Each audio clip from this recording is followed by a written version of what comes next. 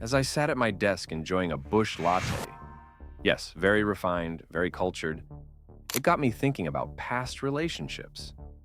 The one that got away, the one that wouldn't go away, the one that taught you something whether you wanted the lesson or not.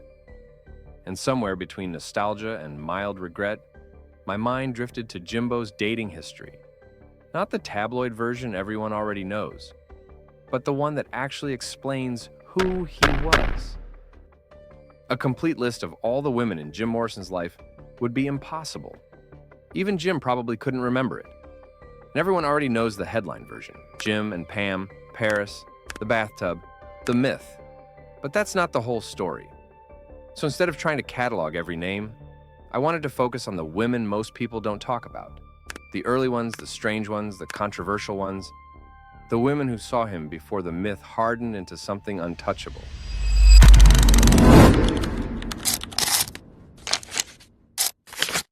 Jim Morrison's love life is often flattened into one tragic, oversimplified story. The brilliant, troubled poet and the red-haired woman who found him dead in a Paris bathtub. But Jim's real story is far more complicated, far more human, and far more revealing. If you comb through the biographies, the interviews, the court documents, the memoirs, the newly unearthed testimonies from before the end, searching for Jim Morrison, and even the accounts of people who knew him long before the world did, you discover something almost nobody talks about. Jim Morrison didn't have one love story. He had a constellation of them. And each woman in that constellation grabbed hold of a different part of him. The boy, the genius, the tyrant, the addict, the lover, the wanderer, the dreamer. Long before the public myth turned him into a god. The story really begins in Alexandria, Virginia, where a young Jim Morrison walked the hallways of George Washington High School with a reputation even his teachers struggled to understand. His IQ was extraordinary. His curiosity was wild. His personality swung between goofy charm and unsettling intensity. And somewhere in those hallways, Jim met a girl named Tandy Martin. Jeff Morehouse is said to have introduced them. She was his first steady girlfriend, the first person who saw him outside the Morrison family's strict, military-shaped environment. With Tandy, Jim was still just a boy. Brilliant, awkward, unpredictable, unpolished. Friends remembered them as inseparable for a time, sharing long talks, long walks, and early versions of the deep, philosophical musings Jim would later become famous for.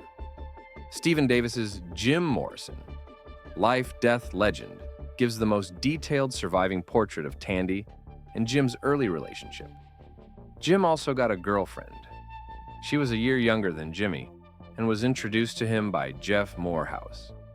Tandy Martin lived in the neighborhood and was pretty and petite, with curly brown hair, and for a while they were inseparable. He told her he wanted to be a writer and loaned her some of his notebooks with the sketches and poems that he worked on. They'd walk to school together. Jimmy told her constantly that he wanted to kiss her toes. At night, he appeared under her bedroom window, tossing coins at the glass to try to wake her up.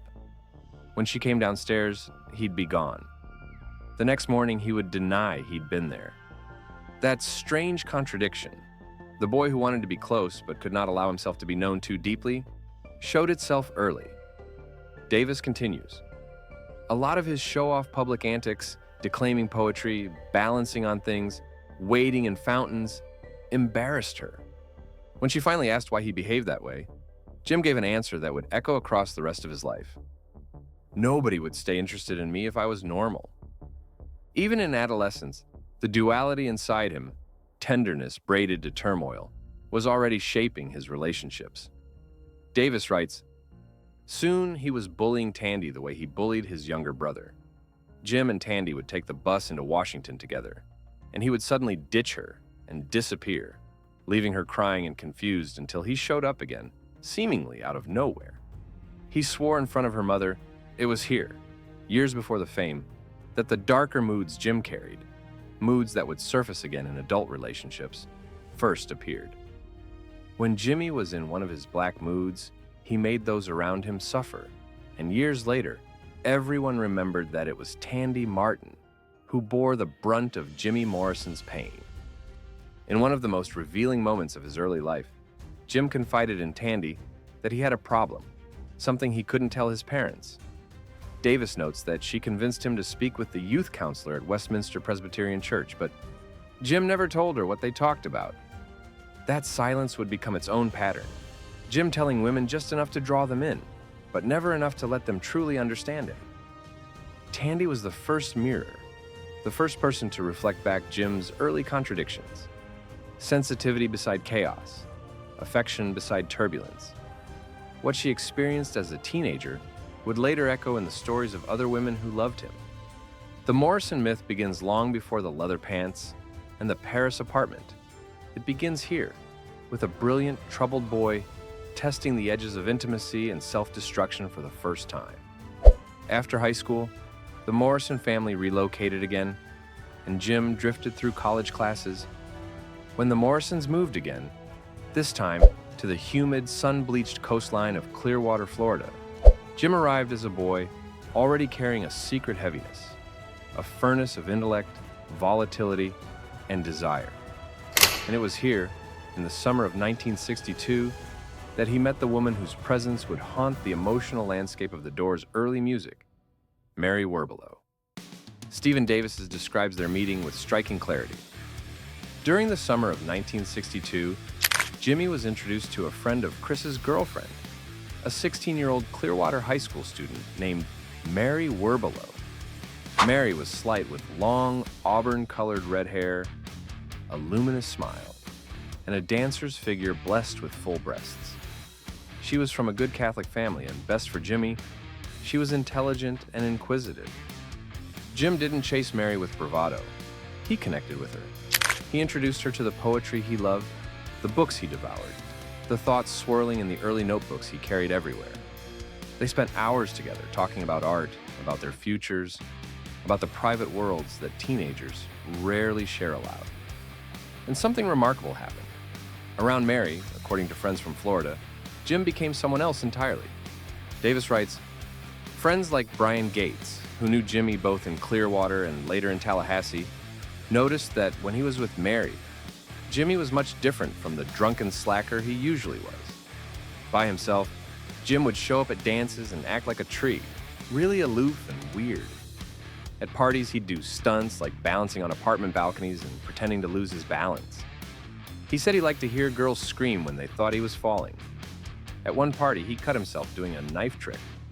Taken to the emergency room, he was so drunk and abusive that the doctor walked out before he finished stitching Jimmy up. But Mary softened him, grounds him, redirected him. Mary brought out the well-mannered Southern gentleman hiding in Jimmy, an unfamiliar role to all who knew him as a compulsive instigator. He told his friends that Mary was someone special, a spiritual person he could talk with for hours. They shared their dreams. He told her he wanted to be a writer. She wanted to be a dancer in the movies, and had an after-school job teaching dance in the local community center. The depth of their intimacy remains a mystery. Mary refused to speak publicly about their relationship for decades. But one comment Jim made to his younger brother suggests how deeply he felt the connection.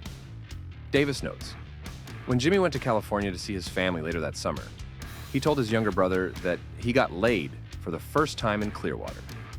When Jim enrolled at Florida State University in Tallahassee, the distance didn't dull his attachment to her. It intensified it.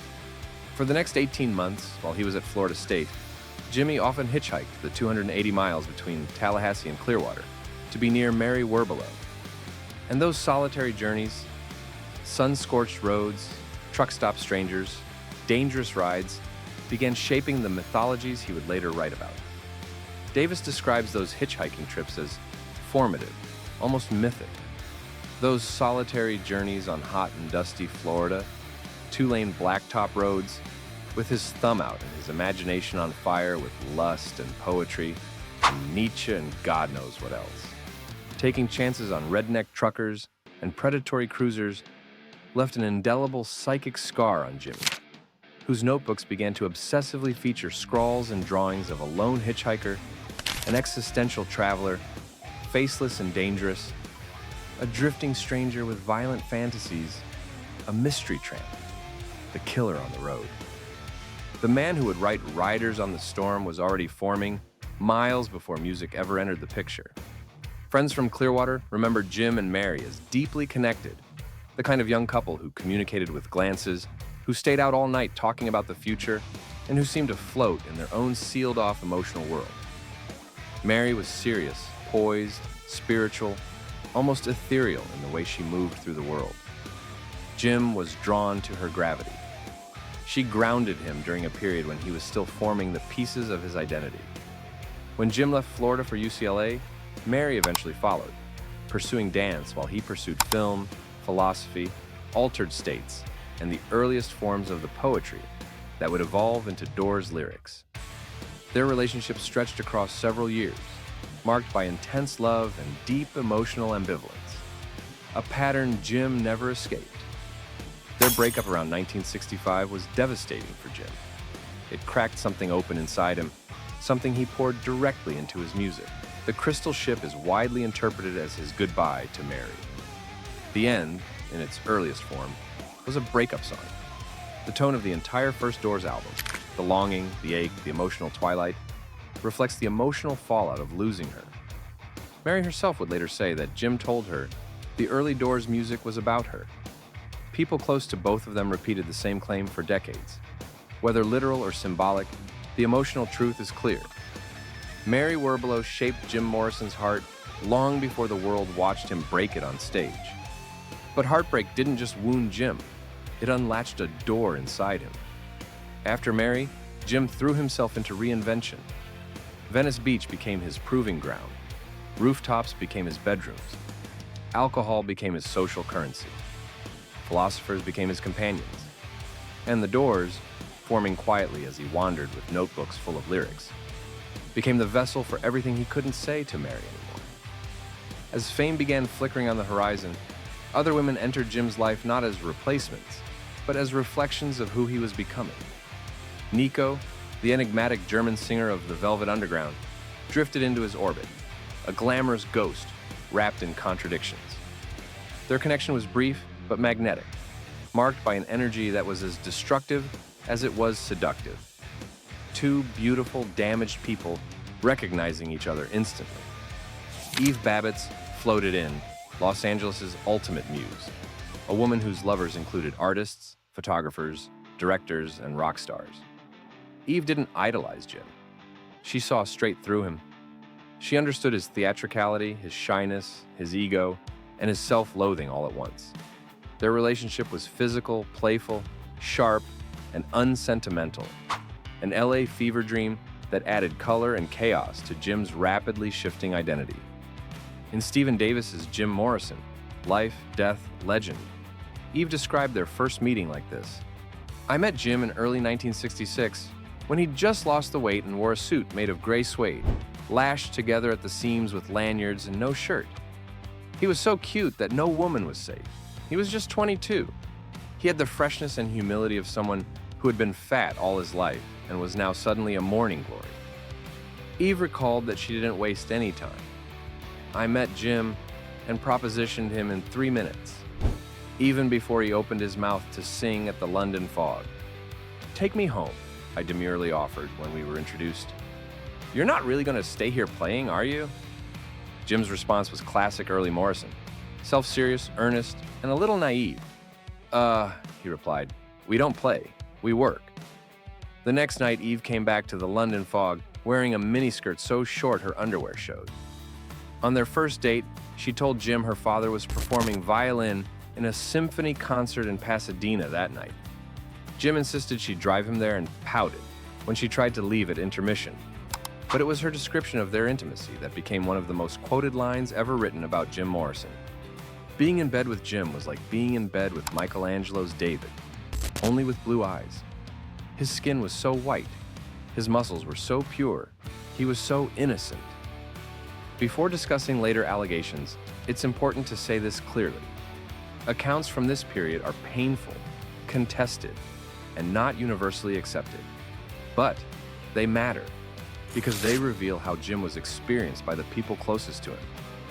Jim met Gloria Stavers, the editor of 16 magazine, a woman who could build or destroy a rock god with a single photograph. Stavers wasn't some starstruck teen journalist. She was a former model turned media powerhouse, a survivor of rural poverty who had fought her way to the top of the most influential teenage magazine in America.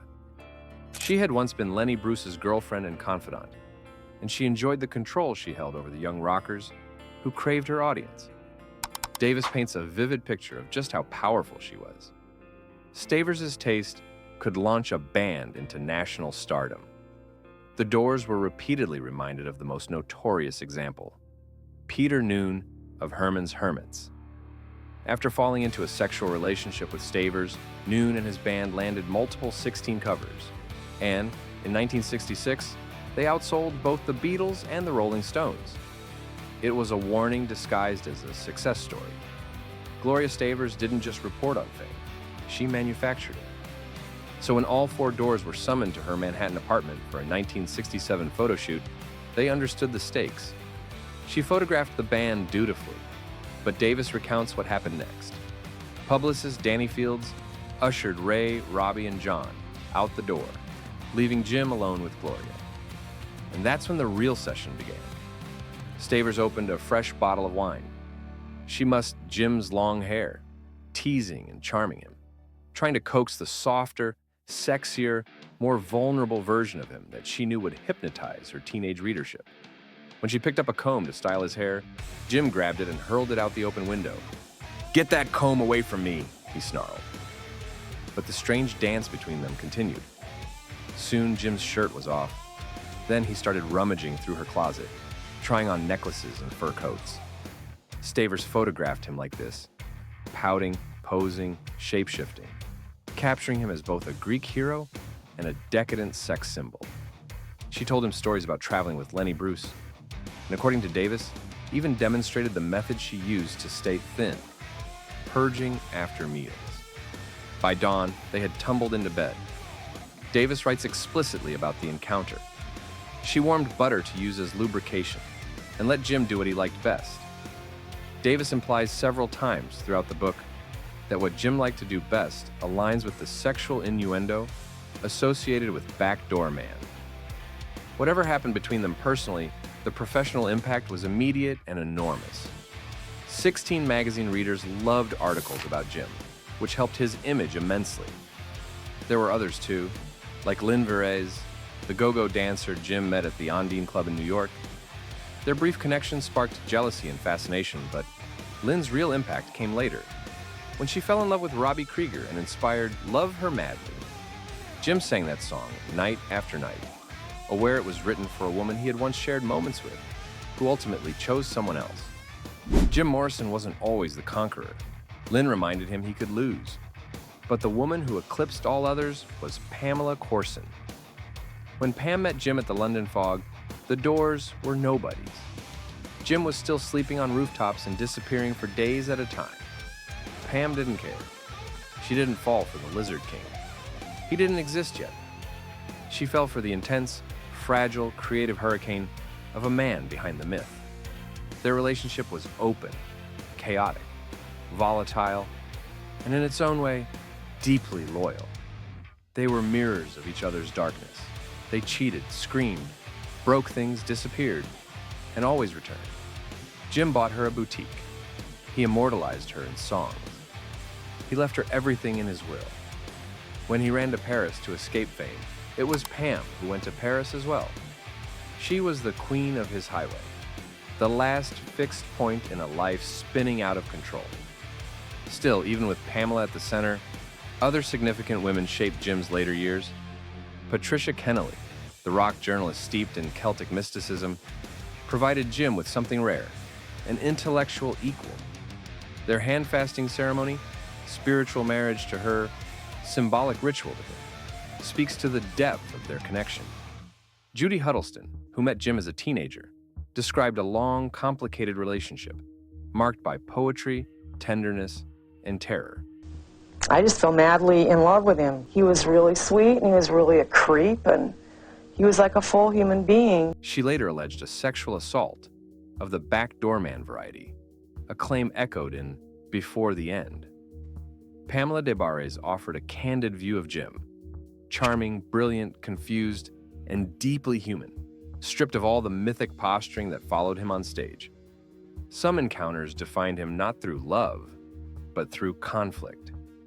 Grace Slick's surreal night with Jim was a collision of two theatrical minds, each too strange and too strong to fall under the other's spell. Janis Joplin, on the other hand, refused him outright. When a drunken Jim cornered her at a party, Janis smashed a Southern Comfort bottle over his head and walked away. Her rejection wasn't just a moment of defiance. It was a rare moment when Jim's charisma failed him completely.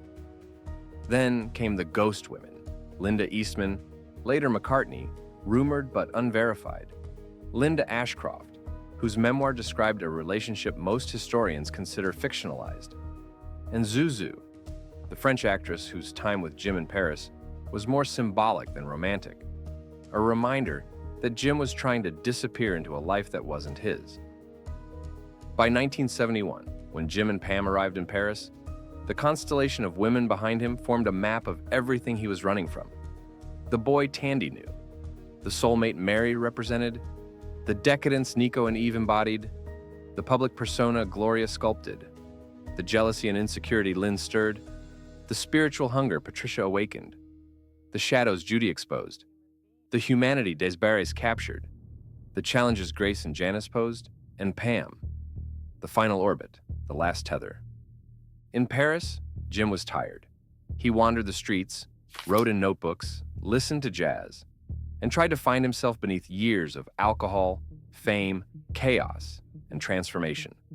But the truth is painfully simple. He had gone too far too fast.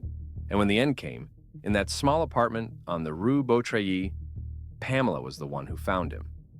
The last woman in his life. The last person he trusted. The final witness to the man behind the myth. Jim Morrison didn't leave behind a single love story. He left behind a mythology of women, each one revealing a different truth, a different wound, a different miracle. Tandy saw the boy. Mary carried the innocence. Nico and Eve reflected the wildness. Gloria gave shape to the legend. Lynn reminded him he could lose. Patricia touched his imagination. Judy revealed his darkness. Grace stood as his equal. Janis exposed his limits. The rumors chased him. And Pam lived and died inside his myth. Behind the Lizard King was a man who could never quite reconcile the brilliance inside him with the world around him. And behind that man were the women who saw him long before the rest of us ever did.